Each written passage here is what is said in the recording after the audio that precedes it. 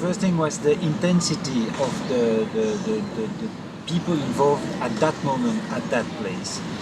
The second thing is we were with a big necessity to start from scratch. To make a kind of, I don't know why, but this generation in the 80s, me but all my friends there, we were like wanting to make a kind of strong washing or whatever, strong change in the normal way of doing music, in the normal way of doing dance, in the normal way also to produce things. So we were not relying on a big institution, was more like institution or companies created by ourselves, and also in the goal was to really follow our desire like crazy. I mean, like crazy, like you beat your head on the structural wall of a work, on a concept, on an idea, and you go to it until there's some kind of heroic position somehow. So this maybe involve the fact that some tools or very basic things were developed. If I can explain here to people these basic things, it's because they were expressed in the purest form as possible. You want it simple, you want sound, okay, I have my hands and I beat the table. You want a body, okay, we repeat a simple movement until exhaustion. We were very building with the very basic bricks of the Lego, you know, like putting pop, pop, pop. And by change, this element was strong enough and structurally consequent. On this base, you could build more and more complexity. If you see the language of people like Teresa or Wim or my music or whatever, we have started from very simple rough sound, or simple movement, to more and more complex thing, each time adding a little bit element, conquering new territories from this very strong base. So it means that you can build something. If you work in the beginning, if you work as an artist, actually there's many trajectories, but if you work like this with very constant element that you add little by little and if you conquer little by little to make it your own, then you can go further. I think that if you just imitate the surface.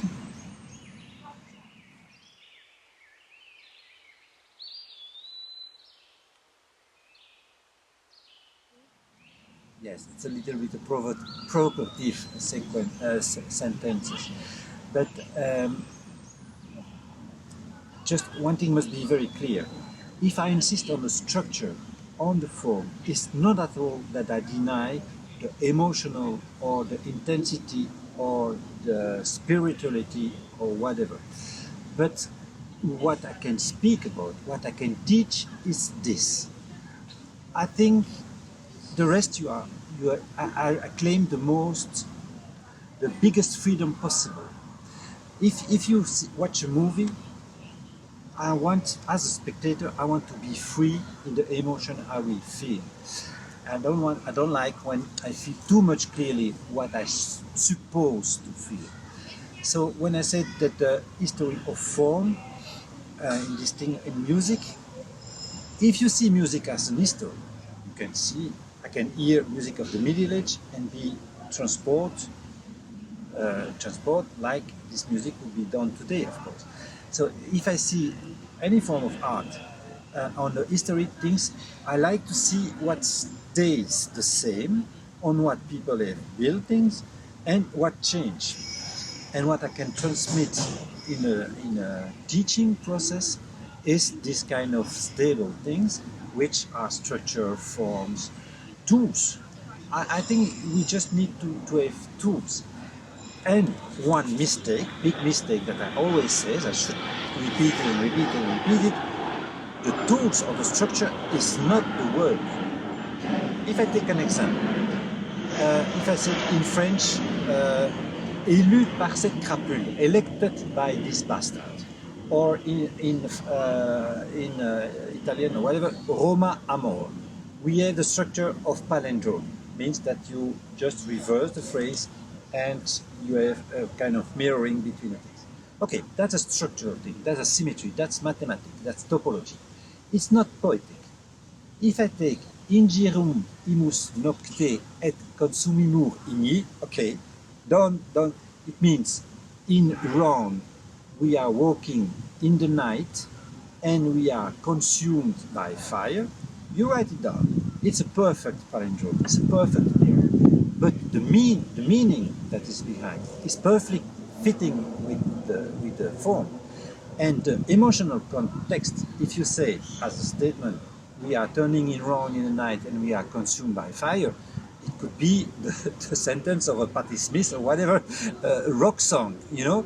So the content, the form, and this is the magic of a real work of art that aimed this kind of course, this is kind of miracle. It's like a crystal that comes out of history. But I think this is a very clear example of what is a work of art and what is a structure. It's a structure, but it's a structure that reflects the meaning and the emotion. Everything is fitting together. Okay, that's it. That's what I aim. And I think you can say the same with all that I respect or that I would consider as model for making art.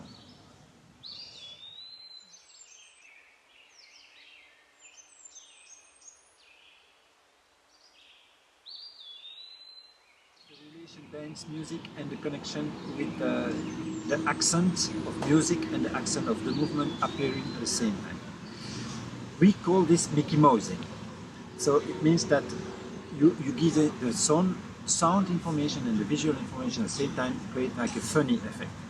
Cage and Cunningham wanted this would not happen in their choreography. So of course they were against all neoclassic dance history and creating relations that were not based on this coincidence of the accent. Something based on chance, based on whatever, but not that the both things happen together. I've even a little story, maybe too long, but you can cut it.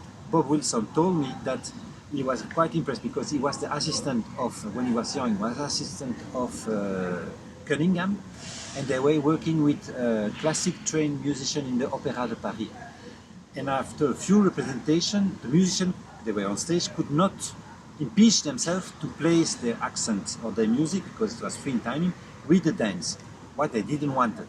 So Bob Wilson told me, I don't know if it's true, but that John Cage went in the bar and cut cactus pieces that he put in between the string of the instrument so that they would have to play watching, not to touch these cactus things. And then, of course, they were disconnected with the dance. Okay, that's the anecdote about it. What is important is that they have disconnected a relation that is based for years and centuries of practice of where you put dance with music. But if you come after this model, what you can do, whether you reproduce the model, but you cannot be more disconnected than disconnected. If I play there and there, I will be disconnected. If I play in Belgium and a dancer is in another galaxy, it will be disconnected. So it's a kind of no way to progress on this line. So it means that if you want to create something new, you somehow to say, okay, this was one model of working, it worked in this context, in this historical situation. Now I have to reintroduce new model and find new ways. So we have tried different models, which sometimes go against the model of Cage Cunningham. If I want to work structurally with dance, I must accept that some of my things are Mickey Mouse. But I will find a relation that I am working on a poem, the choreographer is working on the same poem, we don't see each other, and then at the end we put the music and the dance together. They are related because they're connected to the poem or to the film scene or whatever. That's another way of functioning.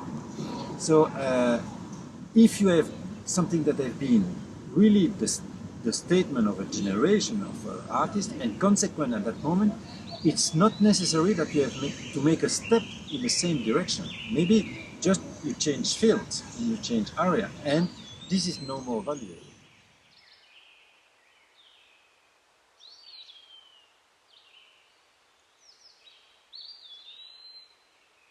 Cage arrived to a point where he considered make this piece very famous, where he takes silence, and this is kind of its Cage was more, in my opinion, I don't know, I'm not in the head of it, but I think Cage statement there is closer to a Marcel Duchamp position, where you take a ready-made and you say this is a work of art.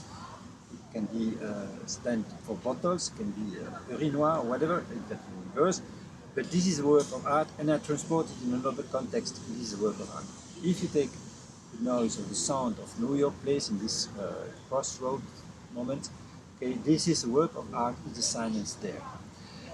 This is kind of position that you can consider this, but again, it's quite difficult to start to work from this position. My statement again is I'm approaching silence, but my silence is just to explore and to make an experiment. I have a conductor, so in a musical situation, making movement that should normally trigger sounds. If this conductor goes to the audience, there's no sound, there's no music, it's just making the movement. Does the audience, does the people receiving this, imagine, figure out, if any way is a kind of music element emerging? This emergence concept is quite crucial for me. That's the thing. And it's not mystical, it's not Dadaist, it's not a joke, it's an experiment if my thing with movement triggers sound. That's the only thing. It's some kind of different. And I think that this emergence concept is quite important. That